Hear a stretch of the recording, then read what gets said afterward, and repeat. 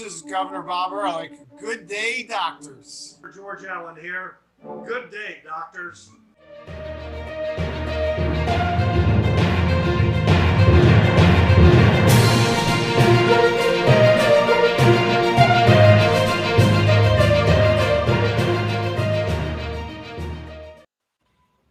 Hello, everyone. We are back. It's Friday, August 20th. Can you believe, Don, we're already into the 8th month of the 20th year of the new millennia? It's crazy. It's like Christmas is right around the corner. I've already started getting little messages about, hey, this would be a cool Christmas gift and stuff like that. But it's been a busy August. You know, a lot of things happening. We've had the sequel to the Democrats' movie called The Fall of Saigon. It's called The Fall of Kabul, directed and written by the same clowns that wrote the other show, The Fall of Saigon. But this time they let Kabul fall faster than Saigon. That's the difference. And I mean, don't make no mistake, you know, The Fall of Kabul, is basically led by the same hippie liberals that basically led the charge against the Vietnam War. And that's my rant for now, but welcome everyone. Jeff Thornton, welcome from Howard County. Thank you. Security expert extraordinaire. Then we have Dean of Media Politics in Washington for several years, Don Irvine. Welcome to the show. And I think next week we're going to have a full complement of doctors, by the way. So, I'm glad you said several years and not decades. No, you're not. But yeah, like you've seen. I mean, here's the thing. I mean, I know your dad did extensive work on the media's coverage of Vietnam and the fall of Vietnam, and if you compare that to the media's coverage of the fall of Kabul, would you say they're more pacifist, as in they're not really sensationalizing it as much as they sensationalized the fall of Vietnam, because there was a Republican president in the White House, Gerald Ford, a marginal Republican, but yet a Republican. Yeah, I mean, look, I mean, I think you're pretty well versed on this, Dwight, and you know as well. I mean, but there are going to be some differences in terms of that. You mentioned Republican president versus Democrat president and things like that. But we're also in an age of social media, which makes it very difficult for any politician to actually try to get away with too much and cover up a whole lot of. Sooner or later, somebody's going to find out something and expose them. And and we are in kind of that 24/7 media cycle.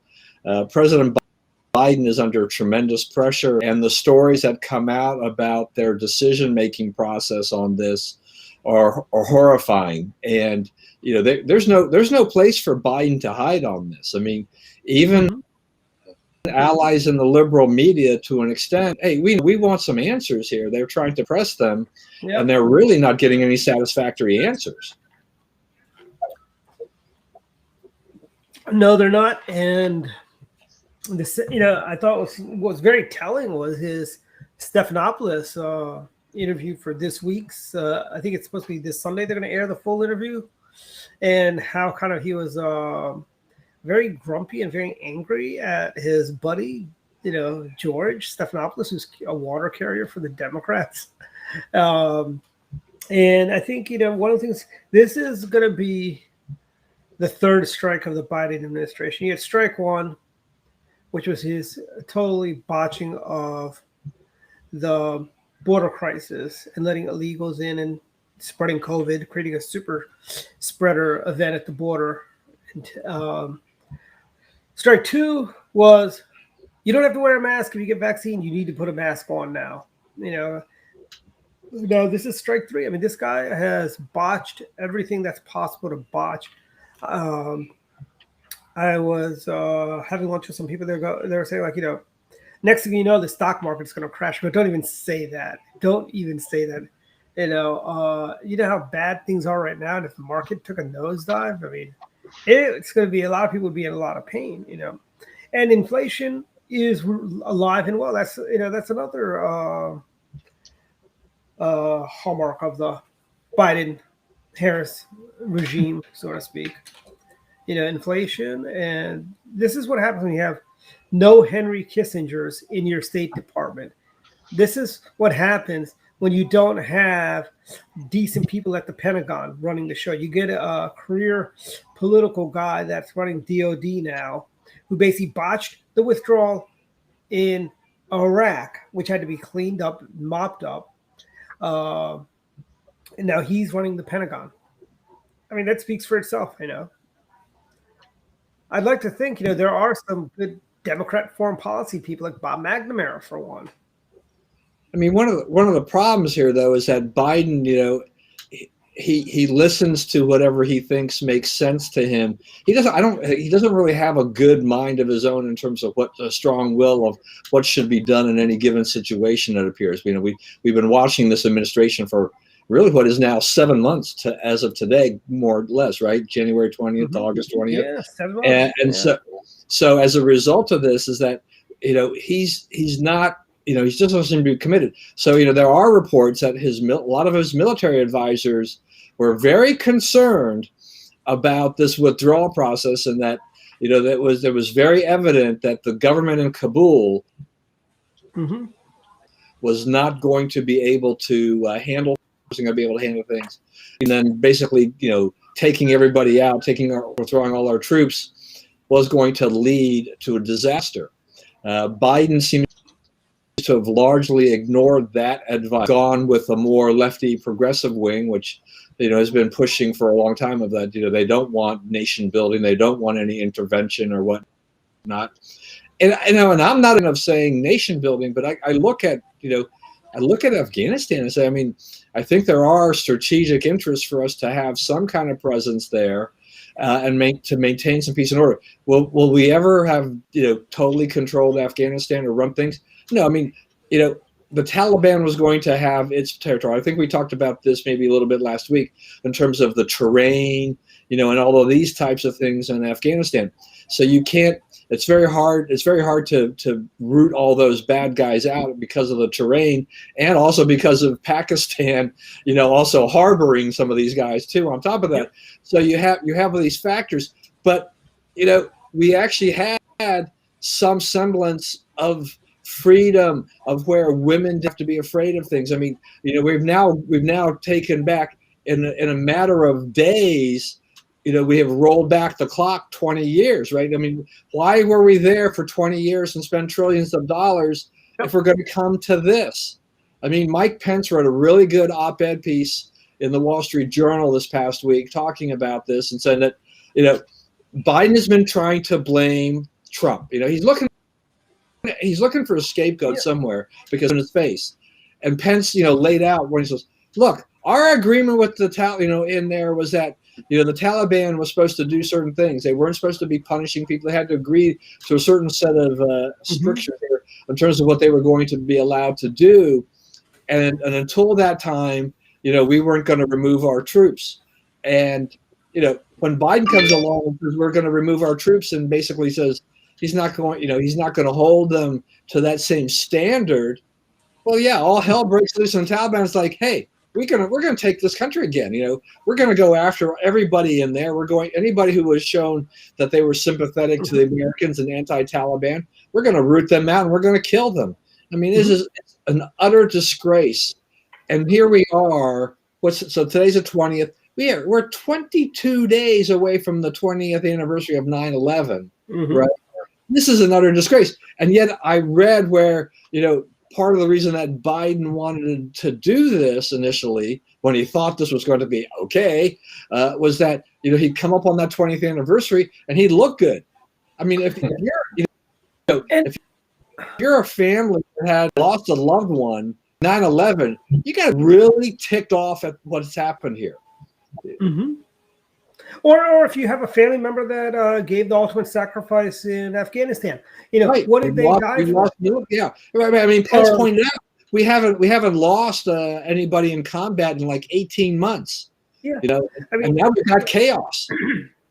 I mean, our producer Bats, his brother was in Afghanistan, and I asked Bats, "Hey, how's your brother feel about this whole thing?" And he goes, he just said 3 words: "Ugh, ugh, ugh. This is horrible." He goes, People died for nothing at this point. Is what it's come down to. This is worse than Vietnam, in my opinion. Because we've given a bunch of high tech Stinger missile launchers to the Taliban. Now, who are we gonna now? What's gonna stop them from hanging out by an airport and just picking off airliners as they land or take off? And that's all going to be blood on the Biden-Harris administration's hands, quite frankly. They are the ones that shirk their responsibilities. I mean, look at this. We are leaving our people behind. KBR Wiley, which is a Keller Brown Root contractor, they work at NASA. They have a small footprint at NASA. And they sent out an email. They are still trying to get their contractors out of Afghanistan. Why aren't we doing what the French are doing, which is sending in their guys to bring the French nationals out of Afghanistan? We're basically this is kind of Democrat foreign policy 101. We pulled the rug out from our own people, just like we pulled the rug out from our allies around the world, like we did to Prime Minister Mubarak in Egypt. We pulled the rug out from under him. We did that to the Shah of Iran. We pulled the rug out under him. And this is Joe Biden pulling the rug out under Americans who are working in Afghanistan, our troops, those who've died, those who've given limbs for this war. Here's the thing. In Japan, we still have... If it sends also a bad message to like Taiwan. I mean, if China can then say, you think the U.S. has got your back, just look at what they did with Afghanistan. Exactly. Also, what's stopping the Russians from marching right into the Ukraine now? We're not going to do anything. And Joe Biden has blood on his hand. Are we supposed to believe the Taliban and say, oh, we're a kinder, gentler Taliban? We're not the 2002 Taliban. We're the 2021 Taliban. We're not going to go out. We're not going to make women wear burqas, and we're going to let, women can have jobs and stuff like that. Yeah, right. Yeah, that's called PR. And here's the other thing. The Taliban is on Twitter. President Trump is not on Twitter. There's something wrong with the folks at Twitter also. That's, terrorists can be on there, but not the president, not the leader of the free world. But you're right. I mean, a lot of good points in there, Dwight, about that. I mean, and the very idea that President Biden is trying to, in a lot of ways, kind of soft pedal the Taliban to the American public as if they are going to behave, they are going to treat everybody fairly. We've already seen, since this whole thing started to collapse, what they are doing, right? We have seen them going in and looking for people to round up, potentially kill, close down shops, and then go enforce the old rules, where women you can only see like their eyes and all these kinds of things. So, we have just taken a huge, after all this time and all this effort, and it's like I said, this is just a disaster. It is disgraceful for this, and I think this gives the U.S. a huge black eye on the national world, because as we alluded to, I mean, the whole thing with China and Taiwan. I mean, if you're Taiwan, you are wondering.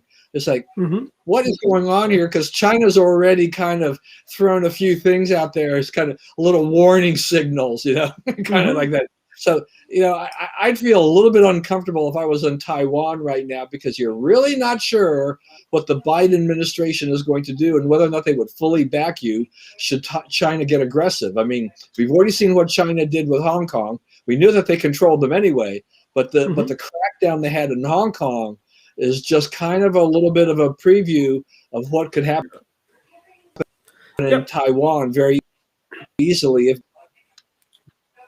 And we've got here's the thing, our allies. This is, not even Jerry Ford or Jimmy Carter even decided, hey, let's make excuses for Ho Chi Minh and the Viet Cong take over the South Vietnam. It's really, really bad the way they did that, and the fact that Joe Biden is soft pedaling the Taliban, he's buying into their propaganda of them being the kinder, gentler Taliban. Joe Biden has no idea what he is doing, quite frankly. Hey, so on this comment, I mean, does anybody think that do you think the Taliban would actually try to free the Uyghurs in China? That's an interesting. I hadn't thought about that. I mean, and here's the thing. Just going back to a little bit of history and foreign policy, this is very, very, sad day for our allies around the world. Don, I don't know if you remember Quemoy and Matsu. That was the first crisis of the Chinese Straits back in 54, 55, right around there. And we put the South Fleet between, and we also armed the Taiwanese with nuclear cannons and so on. I don't think the Biden administration would have the foresight to do any of that stuff to prevent China from invading Taiwan, frankly. I think the fact that these people this shows that there is nobody in the State Department that has a knowledge of foreign policy. I mean, I know there are Democrats that actually that are knowledgeable in foreign policy, even that idiot Brzezinski, who is utterly incompetent, would be an improvement to the clowns he has at the State Department right now. And that speaks volumes when you say Brzezinski would be an improvement to the clowns they have now. I just want to say on this comment here, I mean, I understand what Craig is trying to say, but, would the Taliban do something like this? Would they do this and agitate the Chinese? Does that, I don't really see that happening, but I mean, I understand the whole kind of Muslim Brotherhood, the whole Brothers in Arms type of thing. I understand that, but I don't know if they want to agitate China. Well, let me tell you, if they were to agitate China, they thought the Soviets were brutal. Let me tell you, the Soviets did not go in, and crush them, but the Chinese, they would go in there. They would not think for a minute to use tactical nukes, go in there and crush them and really stomp them into dust. They don't believe in freedoms or national self-determination or any of that stuff. It would just become another Tibet for them. And they do share, Afghanistan does share, I think, a small border with China. But I think, I think China's actually the one that's giving the Taliban aid and comfort, frankly. I have a feeling you're going to see a lot of Chinese intelligence folks looking at our drones that we left behind, the gift that Joe left for the Chicoms and our enemies around the world. Yeah, I mean, that is incredible, is that this whole thing, this so poorly, orchestrated, that we have left all this military equipment there. He's like, who in the heck, what were they thinking about this? I mean, the Biden administration just did not plan this at all. It is unbelievable, for that what we're seeing, and it's just I just don't see how Biden explains his way out of this. I mean, he's really struggling, to try to convince people that will be well, and maybe not everything was perfectly done, but it needed to be done. And I just don't know if look, his poll numbers are crashing now as a result of this. And, he faces that other issue too along those ways, that, the Democrats in Congress, I mean, there's a couple of things they're trying to do, right? I mean, they've got the infrastructure bill, which they need to kind of go through, and reconcile so they can get that passed into law, so we can spend up to $3.5 trillion of our money that we don't need to really be spending. But they've got a lot of, left-wing projects in there. That was at least moving along to a certain degree. Biden thought, he was going to get a big victory, but Afghanistan has overtaken that. And then Nancy Pelosi and her allies, her project too, was all focused on 6, and other things, people that are affiliated with Trump, et cetera, like that. That's now all on kind of on the back burner, because everybody wants to know about Afghanistan. So all of these things that the Democrats want to do, and right now the legislative side of this and anything that they want to do there like that, they're dead water. Even this thing is not going away anytime soon. Their Democrats are facing an uphill battle. And the longer it takes before they try to deal with the legislative issue on the infrastructure side, the less likely I think Democrats in swing very tight seats in areas that were maybe Republicans anywhere from 2 to 4 or whatever, maybe just slightly, but that should have been won by Trump, but wasn't this last time around. They could easily swing back, because I think the Democrats for 22, they're not looking good, and this is not going to help them, because now they've got a president right now who's poison. He's absolute poison. He wasn't before, but he's absolute poison to Democrats running in tight districts. And I'll tell you this: are you guys familiar with Sumter County, Georgia, at all? It's this is Sumter County right there, and it's the home to Plains, Georgia, which is the home to President Jimmy Carter. There is a big party Jimmy Carter is planning right now, because he is no longer the worst foreign policy president in U.S. history. It is now Joe Biden, and I think that's really majorly telling, And you wonder about folks like folks that are running like Jennifer Wexton in Virginia's 10th district, the old Frank Wolf, Barbara Comstock seat. She may be in trouble. She barely won last time. And I tell you, with Afghanistan, inflation, and all the craziness with the mask mandates, no mask mandates, I tell you, the real earthquake is going to be if Terry McAuliffe goes down in Virginia this November. It will be a seismic shift. The Democrats will have to, well, they won't, but they should, because they're idiots, kind of come back to the center. But they're not going to do that. They're just going to double down, because AOC and the squad runs the Democrat Party right now. It's not, it's basically no longer, it's not, it's not the, what do you call it? It's not the party of Jack Kennedy and Harry Truman. It's the party now of George McGovern, who probably is too radical, too right-wing for the modern Democrats. I mean, this is Bernie Sanders' Democrat Party now. Yeah, no, I mean, there's a lot. I think there's a lot to be said for that. It's just that, this is everything in the Democrat politics has shifted far to the left. Biden.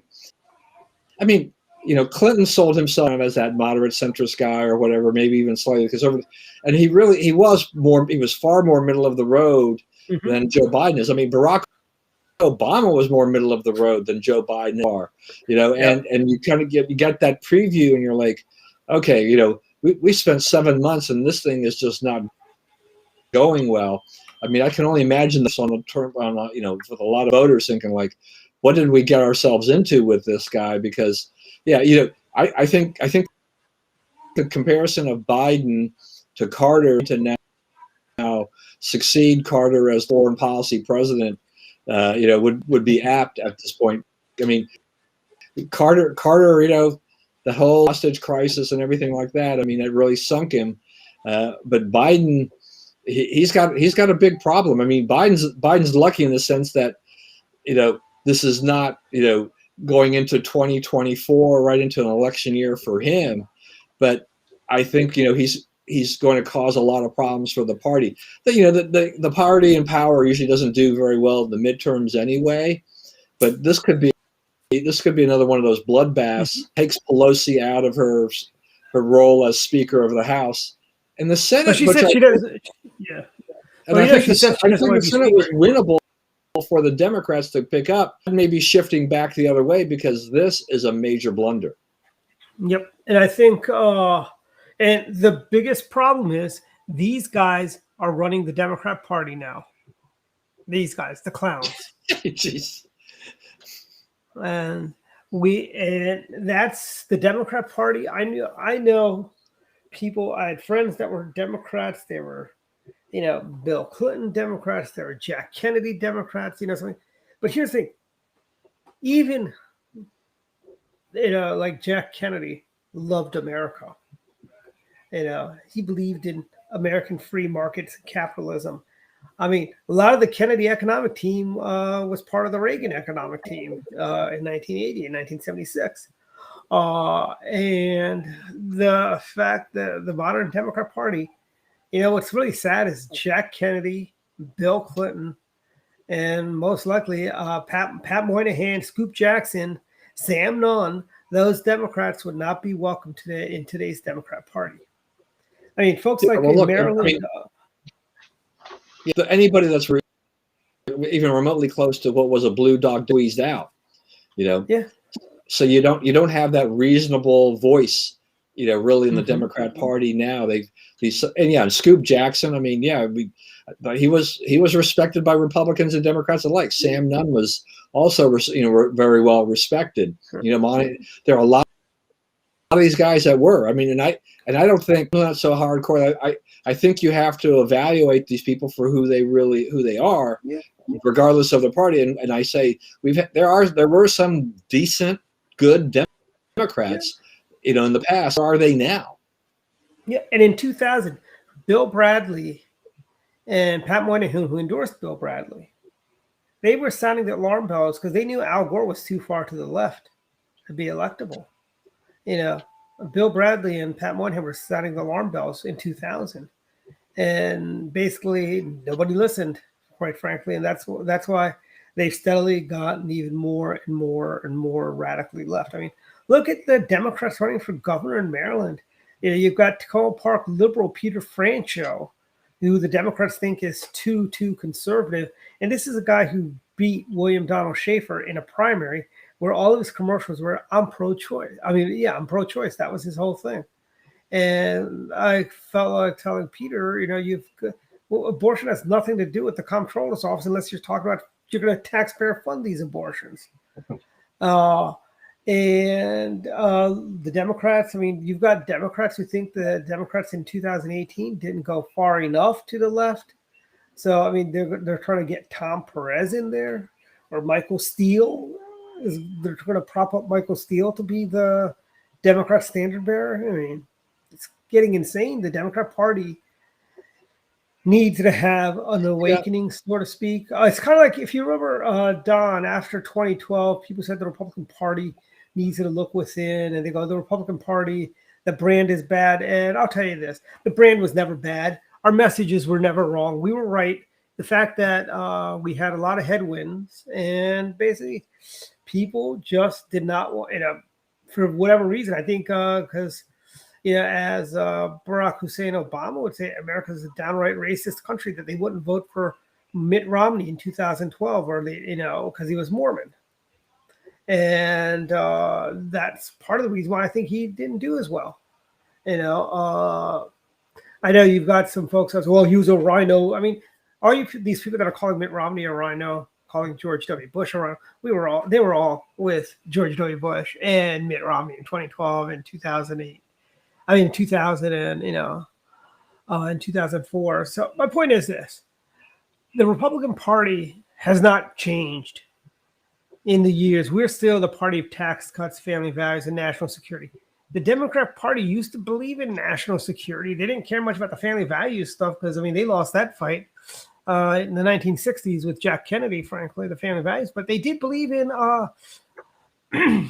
free markets and capitalism. And now they don't even believe in capitalism or national security.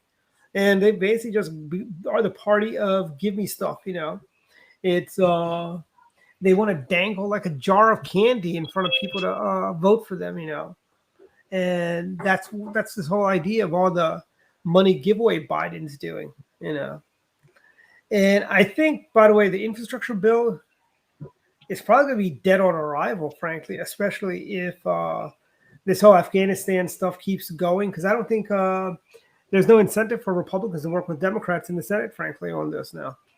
Why don't we just wait this out so we can put our own bill together in a better bill? Yeah, I mean, I think we have to be honest with ourselves too. I mean, that politics have become extremely polarized over the last several years, and so you've really got a very much of a divide between the Republican side and the Democrat side. There used to be a lot of people in the middle, and the people in the middle are trying to figure out go now. They don't really feel comfortable anywhere. it's really, really tough. I mean, I think Jeff probably likes to have some things that he considers himself a little bit more moderate. Where does Jeff go, on a regular basis? Not you're a good Republican, but you don't necessarily agree with everything Republican, but you're definitely not going to go as far as the Democrats are.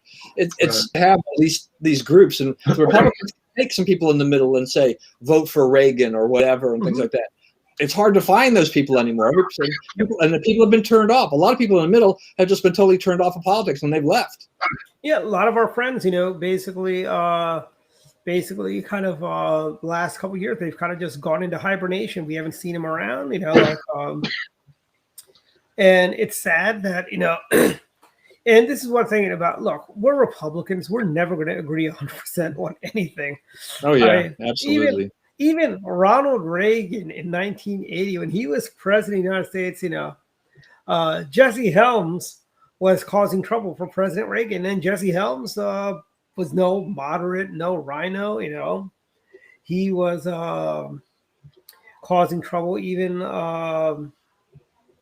folks like my old boss, Senator Alphonse D'Amato, is another one that would cause problems for the Republican president, And I mean, let's go back to even 2000. You had John McClane and his gang of six, that was terrorizing President Bush, and that the Republican Party the Democrats will hold their nose and support any moron on the ballot that has a D next to their name. People's Exhibit A, Joe Biden and Kamala Harris. Well, Republicans, we're more free thinkers and independent. That's what makes us a great party. That we don't fall. We do have primaries. If let's say hypothetically, let's say if the Democrats controlled the governorship and they handpicked the successor, all the Democrats would fall in line. We saw that in 2002. Not a single Democrat primary Kathleen Kennedy Townsend, except American Joe Medashevsky, who is the last of the Blue Dog Maryland Democrats.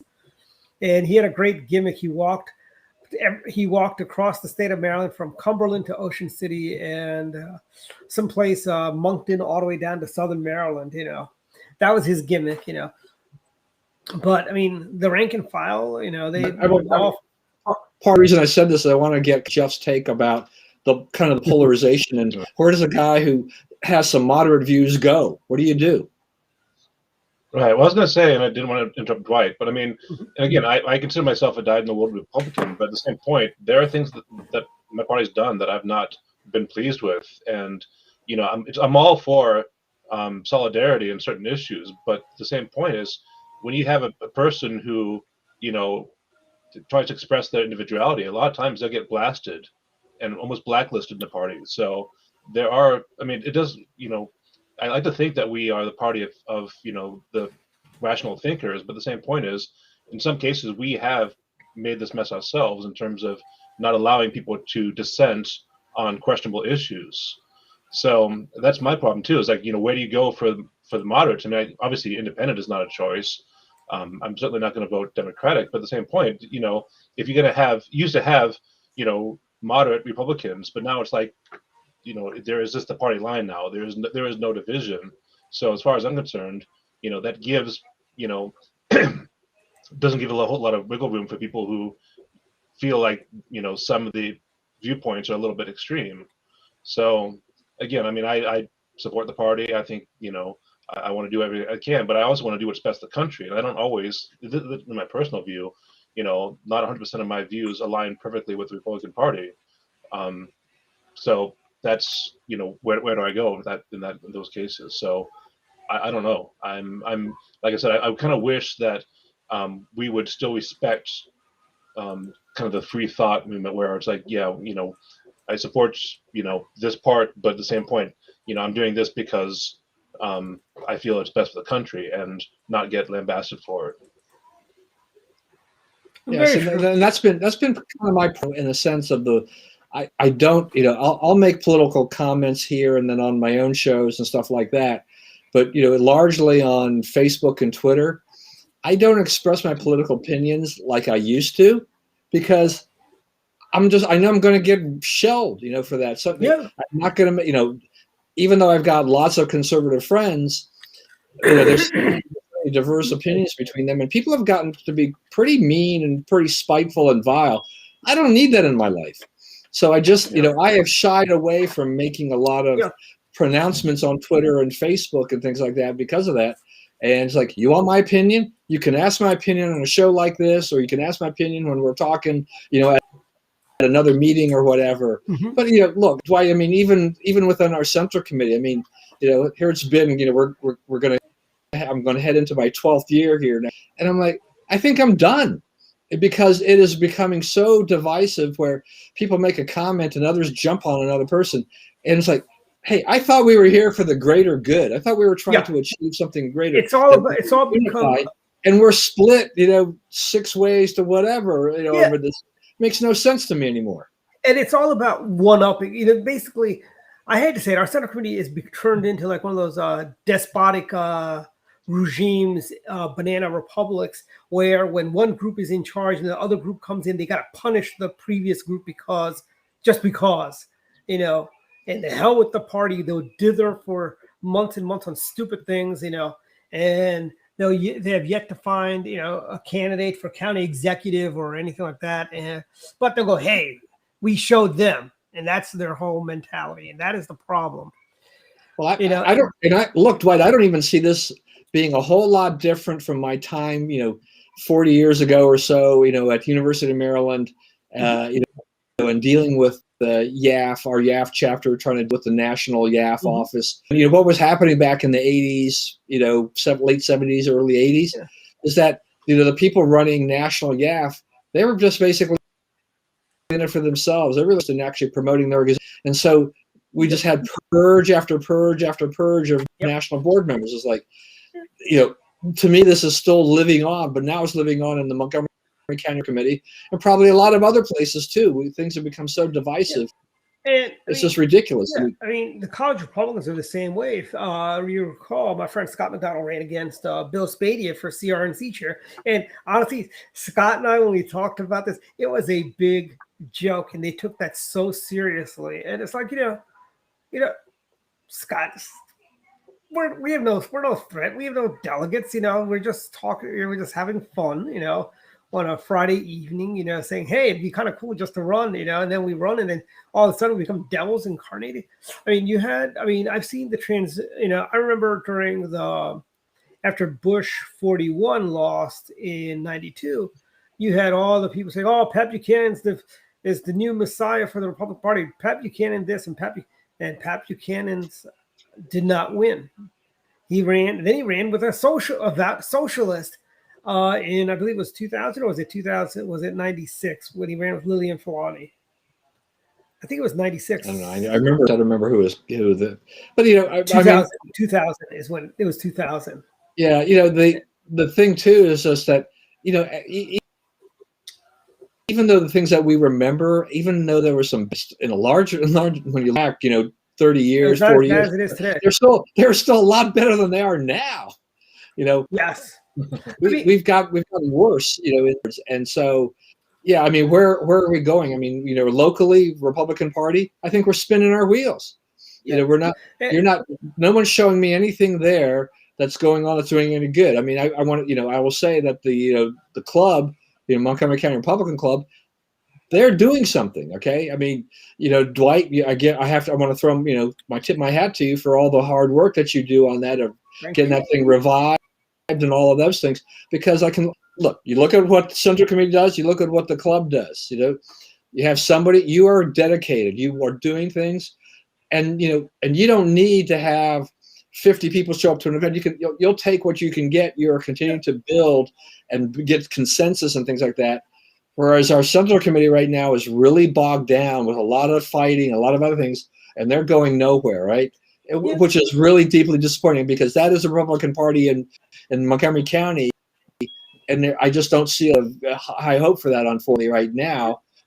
I've actually, to be completely transparent, I did sign into the meeting. I'm completely silent and on. I'm not. I turned my camera off on my iPad and everything like that. But I don't know. I mean, tonight's meeting is an example of what the heck is he doing calling a meeting on a Friday night? Exactly. When there's still the Friday ag fair going on. You still have volunteers. You still have volunteers at the ag fair. We never held a meeting during the ag fair period at all. During the time I've been on the subcommittee. What the heck are you doing? And we've got a meeting next Thursday. Another full meeting next. Why couldn't we do both next Thursday? Why could? I don't. That's right. I don't understand trying to make this a criticism of our current chairman, because I know he's trying, but we're not making. Joe Biden's trying forward. Okay.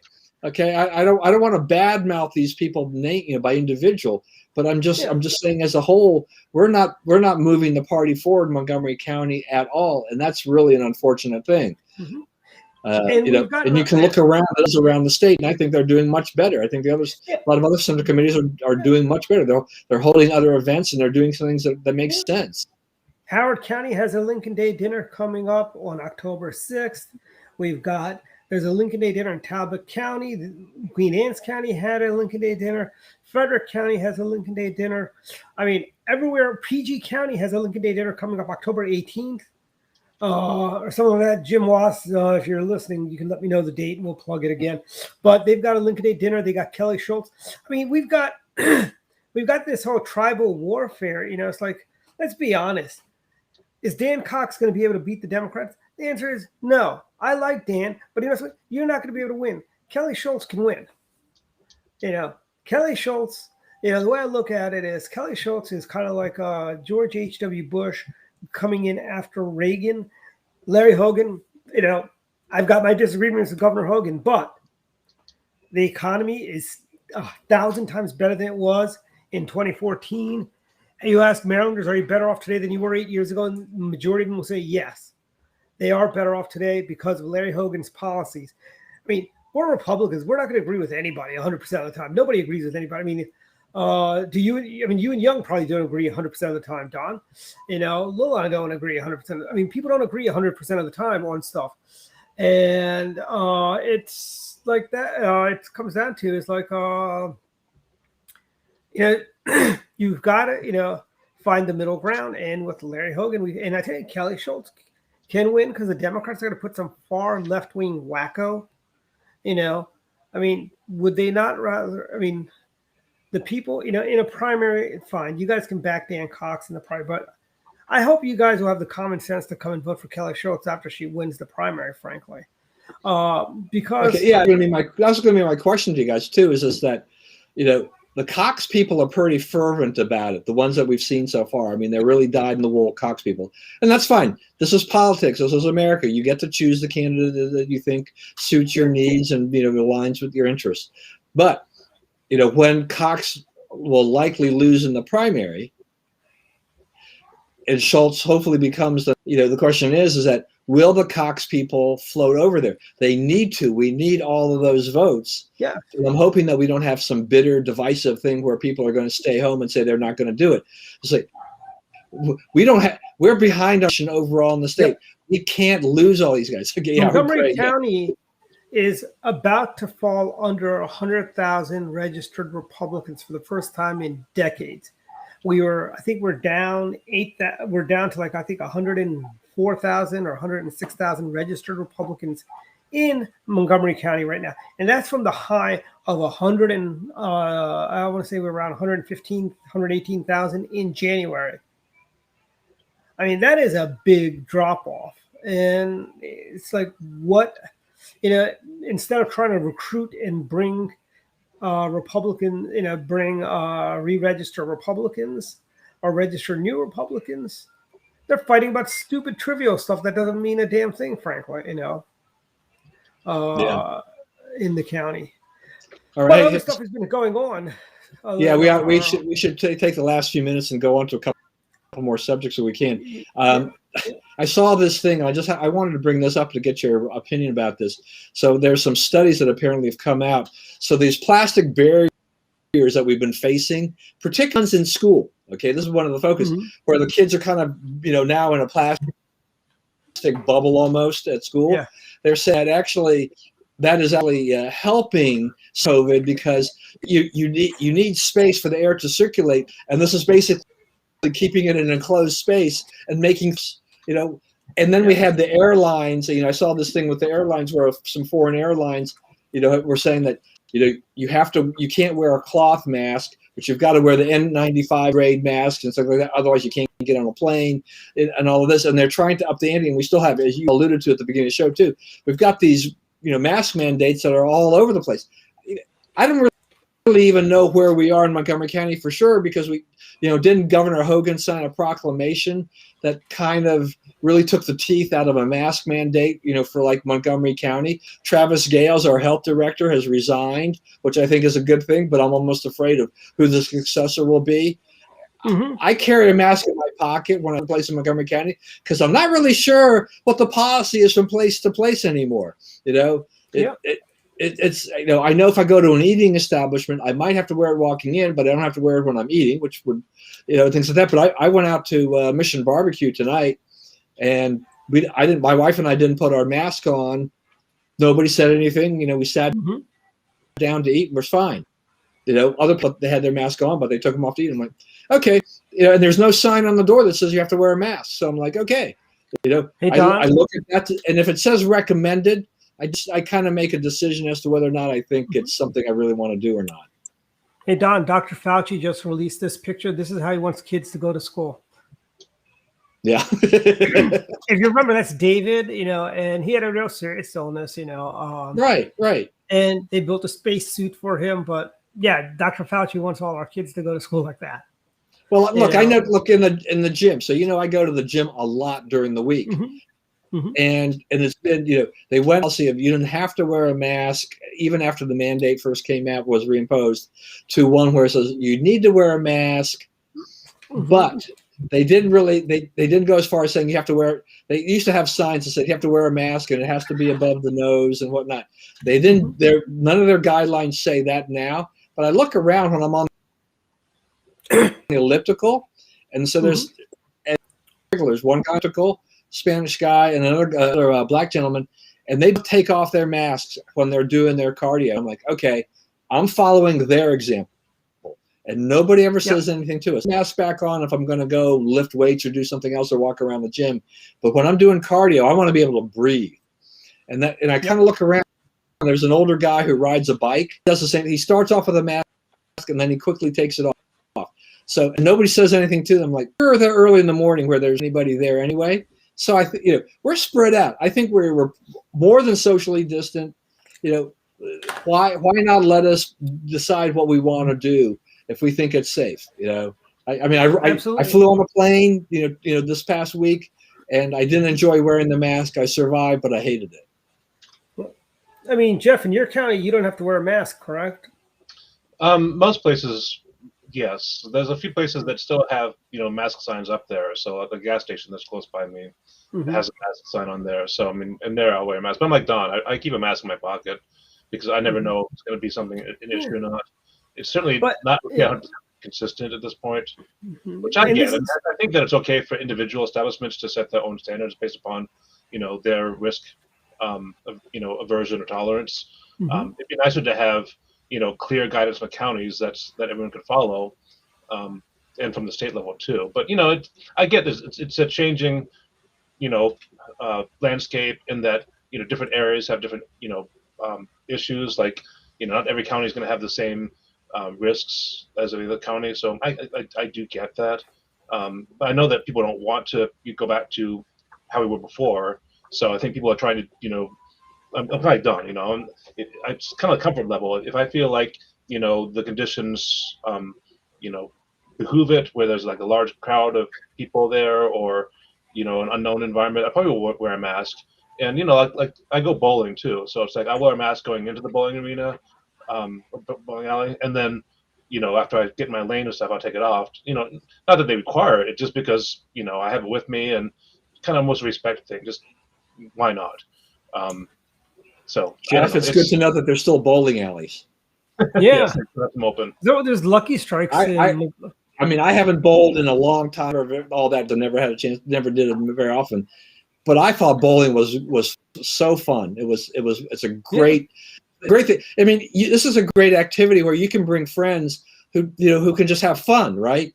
I mean, you can Right. you can be part of a league and have a competition and do those things, but you could. It's also one of the funnest activities I ever had. I can't remember how many different parties I went to, but of course that was what is that, duck pin? Was very when you're Right, yeah, kids. duck pin, Duck pin was very popular because the ball's smaller, and that was a heck of a lot of fun. I love bowling, and I really hate to see bowling alleys disappear. That's a little political commentary there too. That a lot of bowling alleys have been squeezed out, partially because of, I guess, maybe social media, the internet, and high real estate prices.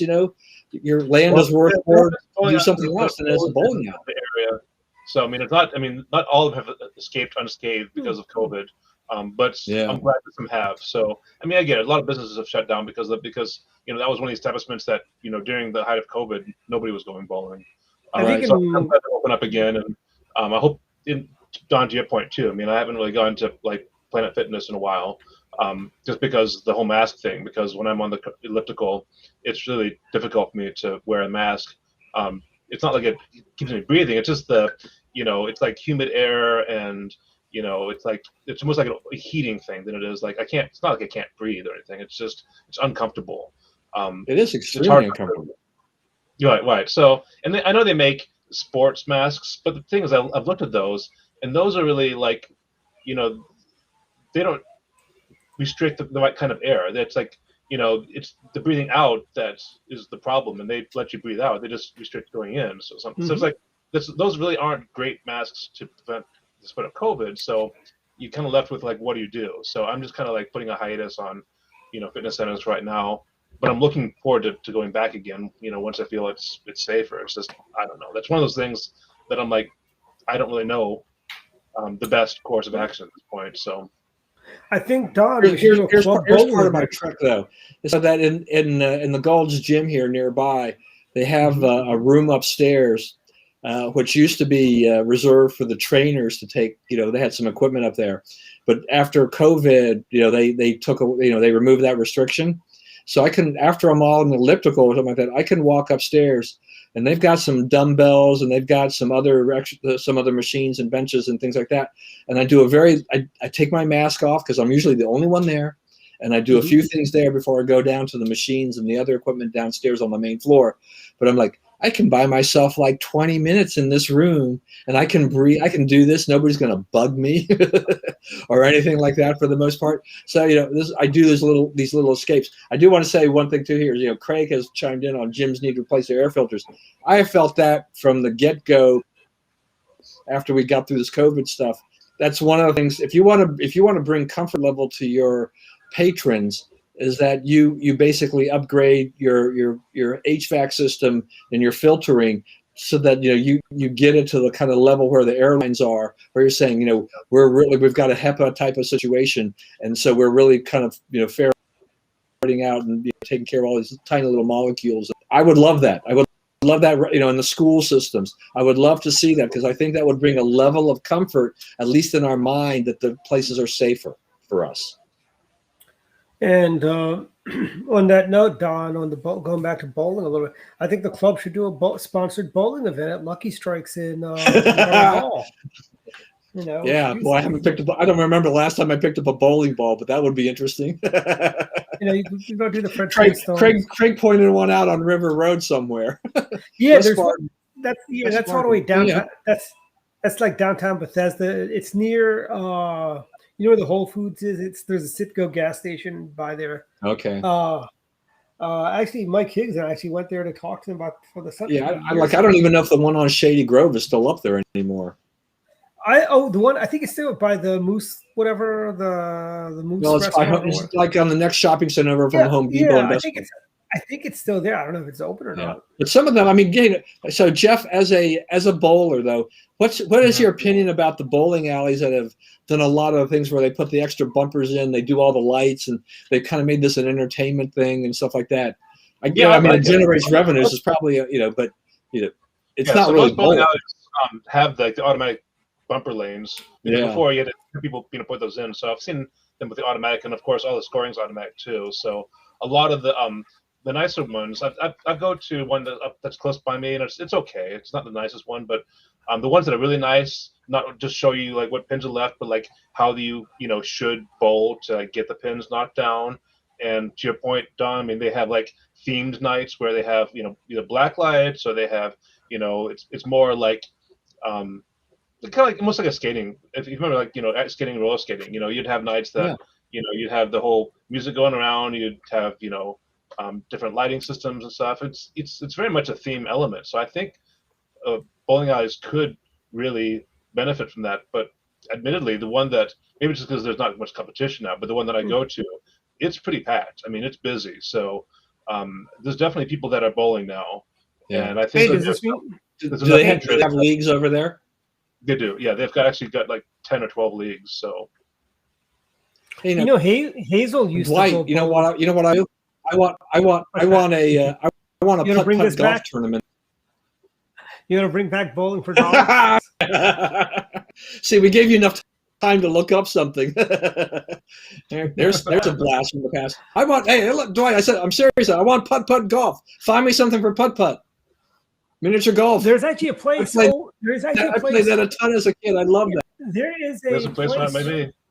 Yeah, Ocean City used to have a ton of great miniature golf places. They were all labeled Old Pro, and they had tons of those things. There would be 2 or 3 of them in each location.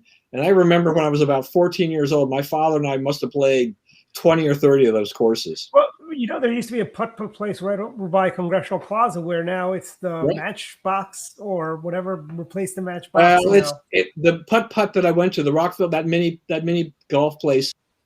That's where the fondue place. It's actually, Monmouth is the other part of that, on the other side of that. Yeah, that's There's right. one With the by me that's you pay once and play all day. So, I just remember, when you mentioned, when we were talking about lights, I was just thinking about like, if you hit they had like depending upon the color of your ball, or whether yellow, red, or whatever. Anyway, it was just those things. Yeah, Rollins Avenue, Craig. You remember all these things? Good memory. Wow. All right, we've gone through a lot of things here, but we're running down towards the end of the show. Dwight, you ready for thoughts? Final thoughts, everyone. What do you call? So let's start with Jeff. Final thoughts.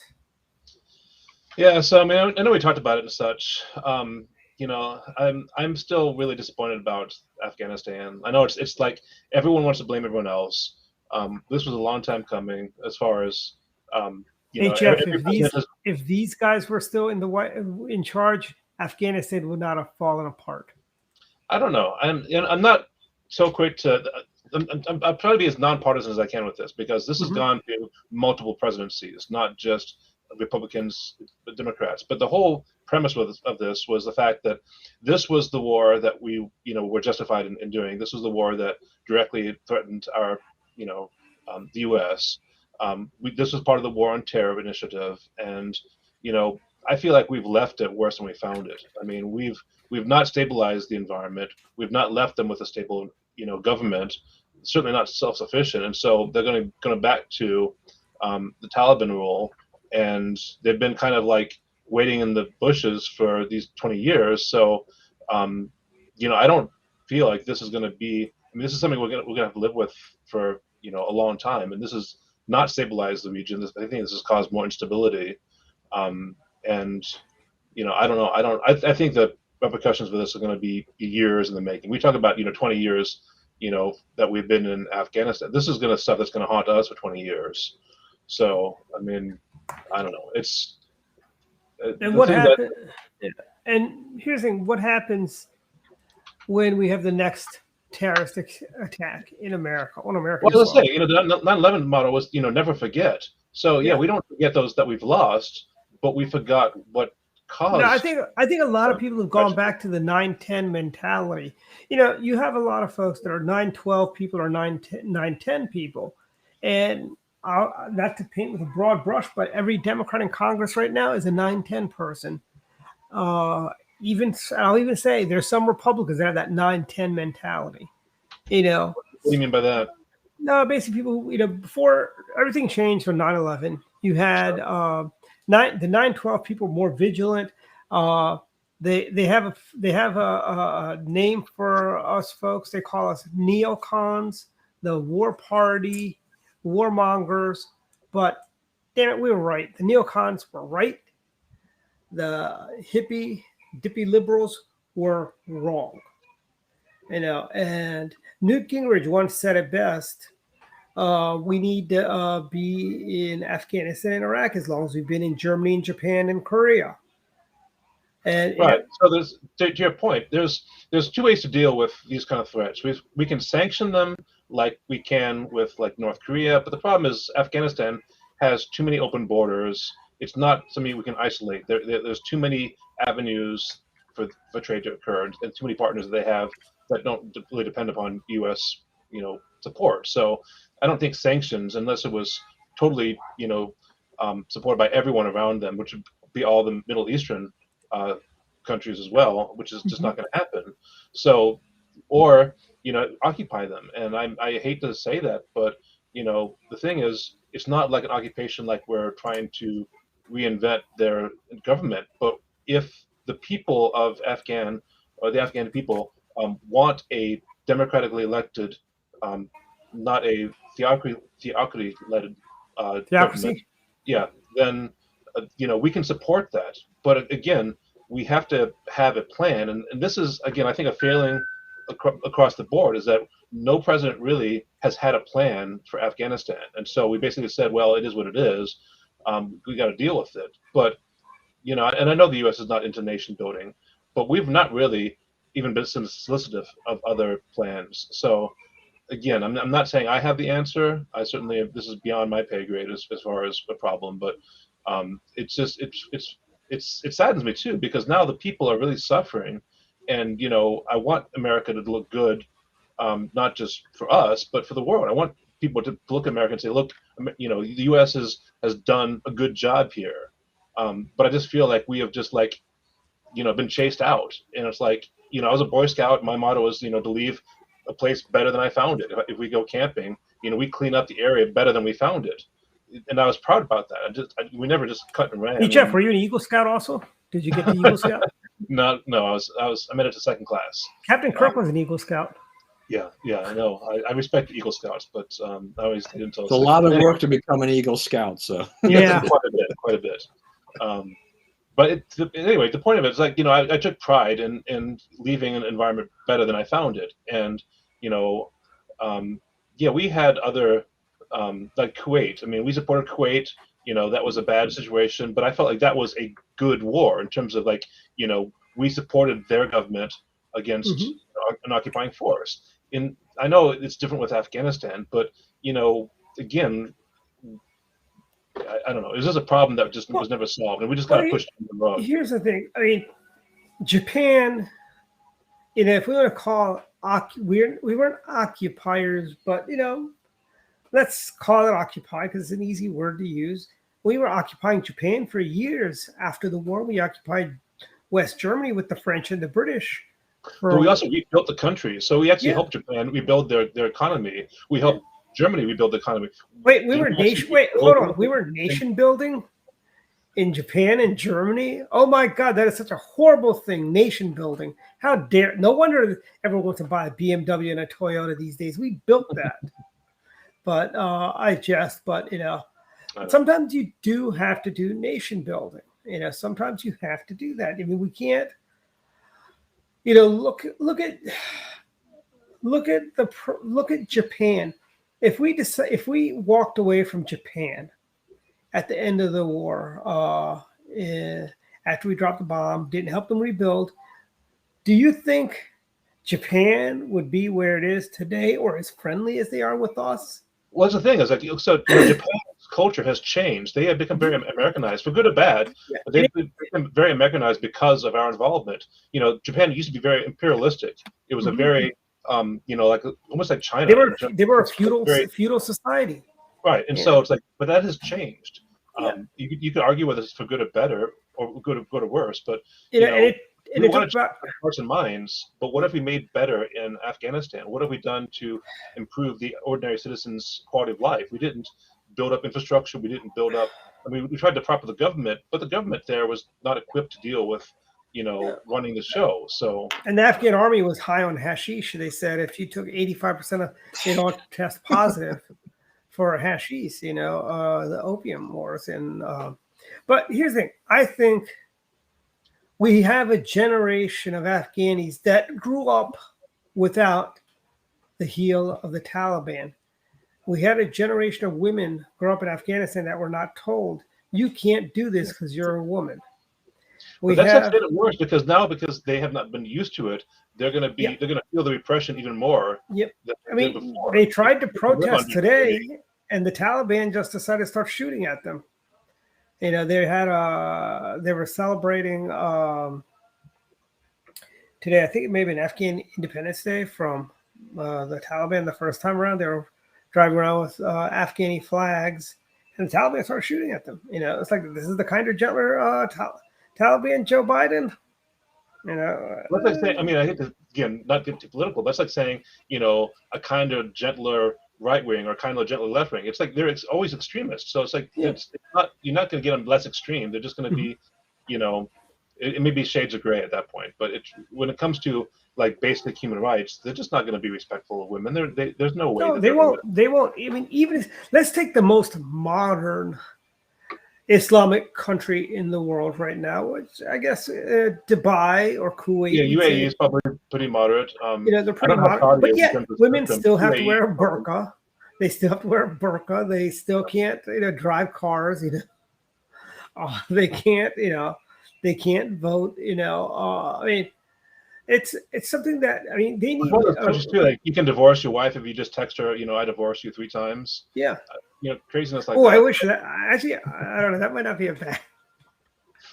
But I think, you know, there might be some merit. Yes, there is. Well, it's kind of like the no women drivers. There might be some merit to that one too. But I say that in jest. Stay away from that one. But because I know a lot of other people that are bad drivers. Damn it, you know. But I must say, you have, you know, like Craig just mentioned, Islam in Turkey is rather moderate. Yeah, but yet they've also kind of gone off the deep end. We should kick them out of NATO if we haven't done so yet. But any other final thoughts, Jeff? By the way, I think we got sidetracked again on final thoughts. Well, yeah. Yeah, that's for sure. Afghanistan. Well, Jeff is making up for all the time he didn't speak during the regular part of the show. Right. Again, my biggest. Got to try to balance all that out. That's fine. Yeah, I want the U.S. to look good, and I've said before that, you know, the Republican Party, I honestly believe, can offer everyone something. You know, the reason I'm a Republican is not because, you know, the fringe issues. It's the core stuff. Like, I believe in, you know, then again, we can debate this, but like fiscal responsibility, you know, giving people opportunity, and, you know, letting people be independent. So I know that's not easy. That's the kind of the harder road. It'd be easier if we just said, you know, a straight salary for everyone and said, okay, no matter how hard you work, you can get this salary. Or we could say that, hey, we're going to give you opportunities to fail or succeed. You know, we're going to give you the opportunities to start your own business, and it may work, it may fail, but it's, you know, we're giving them the opportunities. So again, that's why I'm a Republican, is because I believe in that and idea. you know, Jeff, this guy is a Republican too. He moved on up to the east side, you know, he by the bootstraps. I mean, you know, I know people say but it's a great inspirational story, you know. It's not a racist thing at all, because again, you know, in our parties we have it's multiracial, and you know, yes, it's not as, but you know, multiracial as I'd like it to be, but again, part of that is this messaging, and part of it is you know, what we've. Well, I think the Republican Party, we're kind of like the flowing river. Anybody can come in and take a sip or drink of water, as much or as little as they want, of our party. Our party is open to everyone. We're not a party for any particular group. We're a party for people that believe in tax cuts, family values, upward mobility, capitalism. We are the party for bootstrap economics, where you work here. We believe in, we're all Horatio Algers. We are people that, you know, we weren't born, not all of us were born rich. We got rich, and we got rich by working hard. You know, and that's living the American dream, because we played by the rules. You know, I know the left would say, you know, I just saw a bumper sticker today when I was running at the park. You know, this guy's got a bumper sticker. There is no good reason to have any billionaires in this country. And I'm like, really? Who do you think creates jobs in this country? It's the rich, frankly. But back to Jeff. Yeah. So my point is that I believe in the Republican core principles. I want the people in the world to see the good of the U.S. I want to see that we can leave countries better than we found them. And I just think this has been a really it's a black eye for us, and I don't know how we're going to recover from it. I'm really hopeful that we'll be able to save some face, but it was just heartbreaking to see all the the people left behind, clinging to those planes, just trying to get out of there. People falling off the planes. I mean, did you see that? I know, and we basically just left them behind, and that's just tragic. That for me, that's the most poignant picture I can come up with, because again, we just left them without on their own in a war situation, and that's, if you're talking about again, I hate to get left and right about this, but if you say left is about human values, that's a atrocity for us to leave them in a situation. That's like seeing a building burning and taking out the wife and husband but leaving the kids. I mean, who would do that? Democrats, because remember, they're all for abortion, and that's just another late-term abortion for a Democrat, probably. But anyway, so the point is that I just hope that we can save face and that we can salvage something from this, but I don't know. It's just a bad situation, so I'm done. Don, final thoughts. Okay, first of all, that must have been the longest single final thoughts segment I've seen on this show. I think that ran about 15 minutes because of that sidetrack. Bravo, Jeff. That's great. That's still a good discussion. I just think it was kind of we're going to get to an hour and a half at the rate we're going here tonight. So I'll try to make mine I'll try to make mine quick. One was one of the things here where this teacher in Lehigh, Utah, was fired after she was having called Donald Trump a moron and a sexual predator in school. Now, look, here my thing about this basically is, look, I don't care how you're allowed to think about the president of the United States or these politicians. But I don't want that kind of thing being said about the president of the United States from either side. I don't want a conservative bashing Obama or whatever, Clinton or whatever, and I certainly don't need a liberal, Trump or Bush or whatever. Those are it's just not germane to the classroom discussion. And, in these kind of cases, when you start saying they're a moron, when you start describing them like that, and saying these things without any factual basis, it's one thing if you want to present how President Trump ran things versus how President Obama ran things, or go kind of a step-by-step and compare their policies. That's fine. Let the students decide, who was a better president. But for the teacher to go out there and to basically with prejudice and with malice to say that, I think that's inexcusable. But it's also an example for just a reminder for people to think that Utah is some 100% Republican territory, conservatives. Okay. Salt Lake County and those areas, very liberal. And the fact is that Utah has been overrun really by lots of people, Washington and Oregon, places like that, who have sold their higher priced homes looking for cheaper housing and cheaper cost of living in Utah, which is now in turn, because my son who just got married is seeing firsthand, is that they have the market high. It is expensive. Austin, Texas is facing the same problem as a lot of other parts of the country. Places that were reasonable in housing and other cost of living are not quite so much anymore. Utah to DC, it's starting to catch up. So it just remember, if you're looking at politics in Utah, it can be a little bit odd. There are very strong Republican, conservative, strongholds, but there are a lot of areas that are not like that at all. And so teachers and people like this do exist. So this is not an aberration, but it only came to light because somebody reported it. She basically urged them to report it to the administration, saying they don't care anyway. Enough to get rid of her. All right. The other thing. I think. Go ahead. Go ahead. I was saying, did she understand she was not in California? She was in Utah. I mean, in California, they would have given her a bonus if she said that in California, LA County Public School. I mean, Utah, you still have relatively conservative board of educations, even in probably the more liberal parts. I mean, at least compared to Montgomery County and Los Angeles County and more of the liberal counties, you know. Yeah, I mean, she's teaching in Lehigh, Utah, which is where we stay when we visit at a hotel in hotels.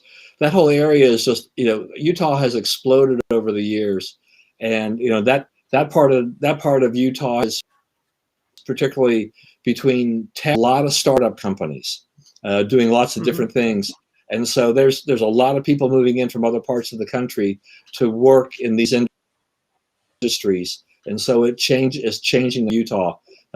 For that, you know, for that purpose. The other thing here is that I want to talk about Orioles magic.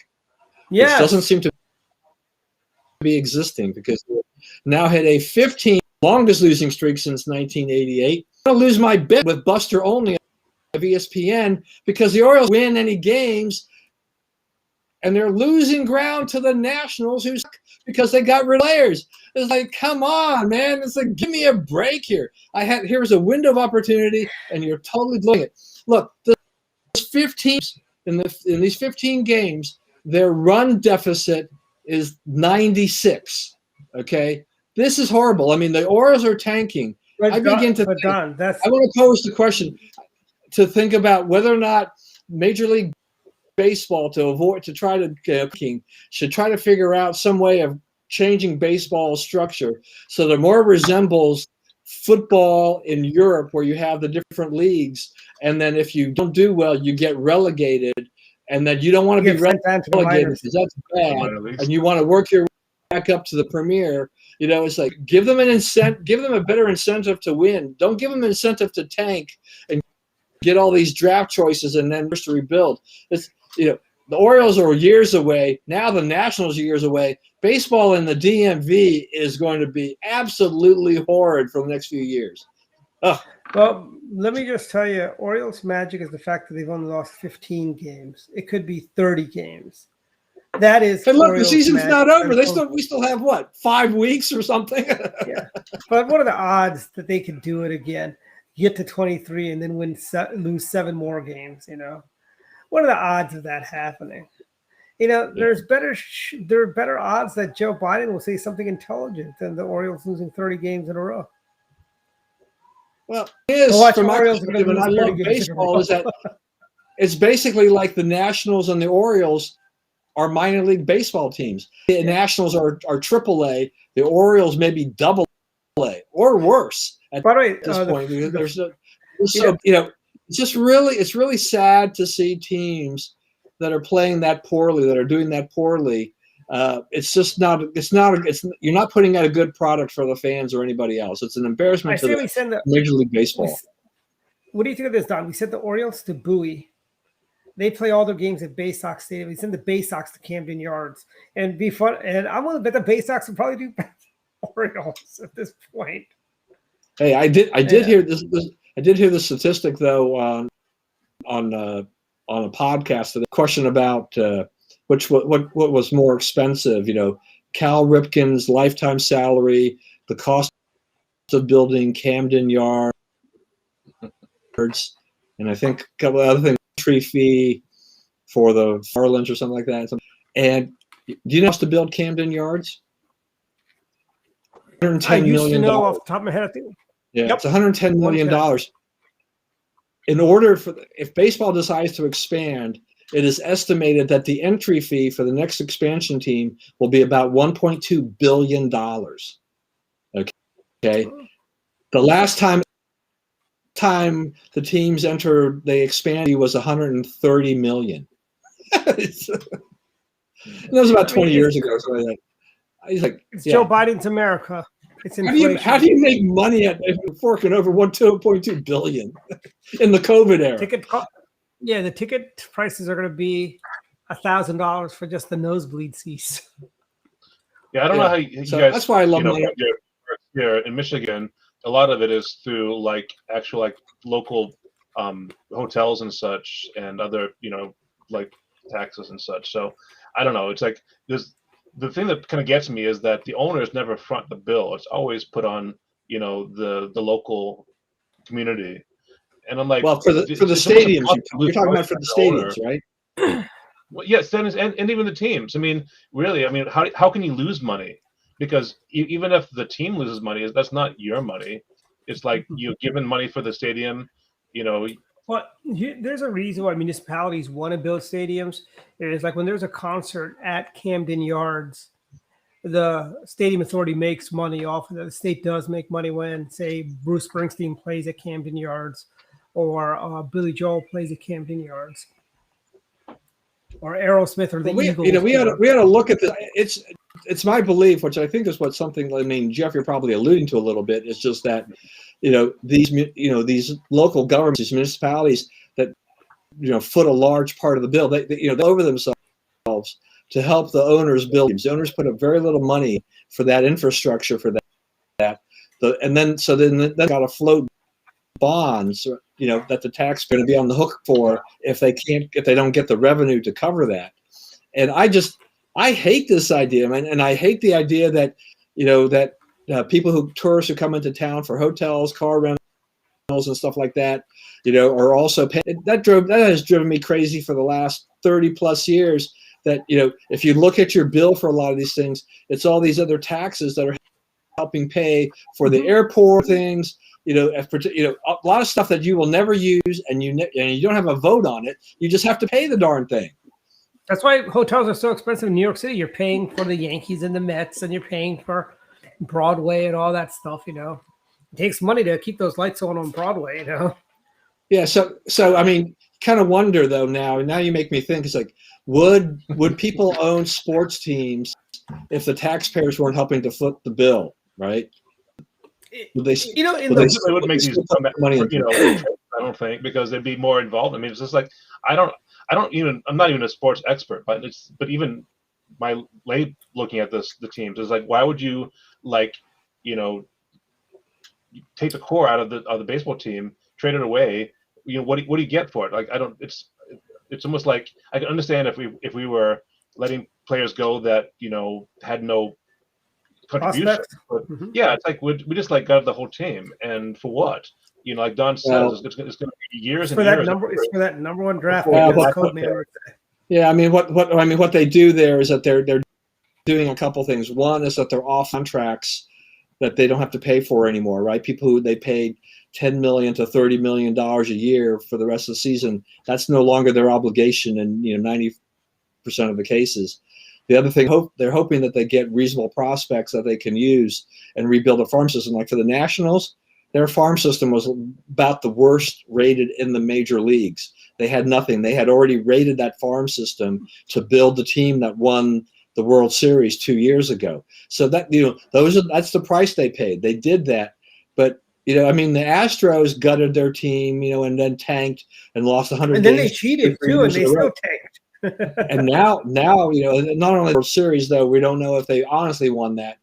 The thing is that they're a very good team, and they are still going to be a good team for years to come. Mm-hmm. I don't know how many teams can build the model like that. That's the thing, is that there are not that many teams that have the smarts and the wherewithal to sort out the salary issues and everything else, and put together the team on the field and keep them together, to keep the core together long enough to continue winning. And the Nationals the clock seemed to have run out on them. The Orioles, their problem is that they have Peter Angelo, and he stinks. By the way, the Orioles are a really profitable team on paper. They make a lot of money. They sell out those games. I mean, Brian Griffin, who declined to be on the show tonight because he went to an Orioles game tonight. So he's one of the 10 fans in the stadium. Yeah, but what I'm saying is, like, he's one of the people that's, he goes there, he buys tickets. I haven't gone in a while since the riots, actually, but my family had season tickets there at Camden, and I used to like going to those games. I just don't. I think it's just I'm getting old and I don't like traffic, and that's part of the reason I don't like going, is because of the traffic and all the parking nonsense. Come on, give me some surface parking in Baltimore City. Tear down that convention center, make that a surface lot for Camden Yards. That'd be fine. I'm fine with that. But the Orioles, Peter Angelos can't open up his checkbook because I believe there are no salary limit caps in baseball. You can go and buy. He could be like George Steinbrenner and go out and buy all the best players and put together a World Series team. in a few years. Then again, there's one thing that hangs over this, which has become very big in sports, is that there's a luxury tax. Yep. So that's the same thing everybody faces is, if you go over a certain amount of money that the league sets and it resets every year, then you have to pay an extra tax for spending that much money on salaries. So some teams are willing to go ahead and do that, but can win, and that they need to spend that money to win. Other teams are like, we can spend that money and make it work. Look, the Orioles, every teams eventually wind up with busts. They'll sign Chris Davis several years ago to a big fat contract after a big season, and he's been terrible. He just retired. So that'll take the burden off his contract for playing field, but he has some deferments that he's still going to be getting millions of, even in retirement, because of the deferred salary. That's how they did it with Max Scherzer and a lot of other guys. They back-ended their deals. They paid him very little money during the life of the contract, and then at the end of the contract, when it's done, is that a lot of the deferrals kick in, where there's going to be tens of. So Max Scherzer may be in LA, but the Nationals are going to be paying him a lot of money for the next several years. But it's hard. I mean, it's hard to be a sports executive and do this. But anyway, I don't know why we just got off yet on another tangent. Dwight, I'm turning it back to you. Yes, my final thoughts. One, just a talk. We were talking about bowling. I want to introduce you to Miss Hazel Burke. She was the bowling champ in her little town. They lived outside of Philadelphia. This is Hazel Burke.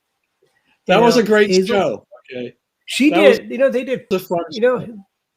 They did 32 episodes a season for 32. For Hazel. Wow, in those days, wow. 32 a year. Okay, and nowadays you got these people that do 18 and 20 show seasons. They're off from Thanksgiving to mid-January. This is ridiculous. Hollywood is void of ideas and void of a work ethic. They're so damn lazy. Everybody Loves Raymond used to do 27 episodes a season, and that's not that long ago. I mean, Hazel, it was what, the 60s, 70s, I guess. I Love Lucy did 40 episodes. I think season 1 has like 40 episodes in it. By the way, I Love Lucy. Lucille Ball turns 110 this year. I think in September she turns 110. Wow. And she is still the funniest woman on television. Yeah, she would have been 110. That's true. Yeah. Well, I mean, Dwight, just on the seasonal thing. I mean, the standard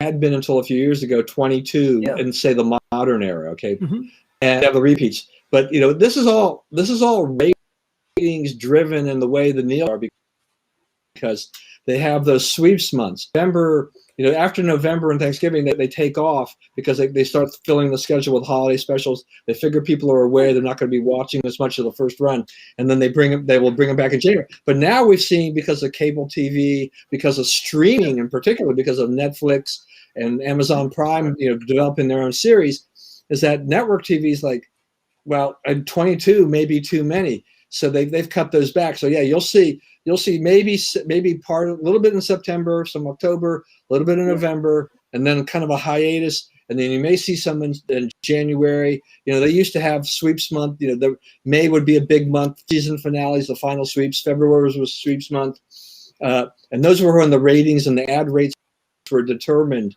Based on. But it's getting kind of crazy now, because you have mid-season replacements. You have shows that specifically will not launch until January, February, and run for a while. I don't even think that the networks are doing much of the summer shows that they used to do, because streaming has kind of done it. Look, I confess that in my household, what do we watch? We watch more like K-dramas and other the streaming shows. I don't watch much network TV at all, and I cut my cable, and I won't be watching any network TV come the fall. Well, here's the thing. I think also the quality of television has gone down. Like what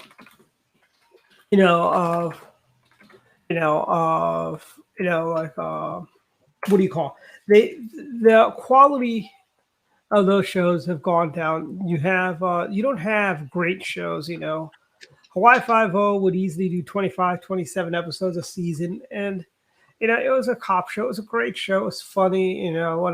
Funny how, but it was. Then you had. I think the problem is there's nothing worth spent. There's no.